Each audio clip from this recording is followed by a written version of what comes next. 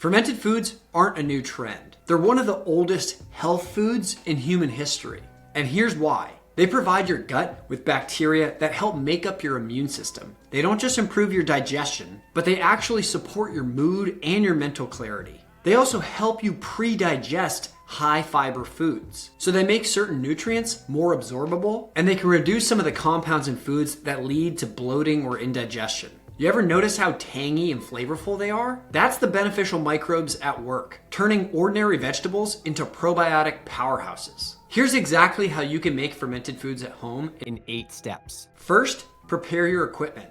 Start with clean mason jars, a wooden cutting board, and some fresh vegetables. Cabbage, carrots, garlic, radish, kale, even cucumbers. Second, you want to chop these veggies into bite-sized pieces. And third, you want to throw them into a large mixing bowl and then cover them in sea salt. If you're not sure how much salt to add, just make sure you cover them thoroughly. You can aim for roughly 2% of the vegetable weight in salt to make sure that you draw the water out of the vegetables to create a natural brine. Let that sit for an hour, and then fourth, you want to pack the veggies into a jar, pressing down so that the liquid they released covers them entirely. And if you didn't get enough liquid from that, you can add a little bit of filtered water and some more sea salt. Fifth, add some spices. If you like some heat with it, you can add some red pepper flakes or some ginger or some turmeric. And then sixth, you just seal them.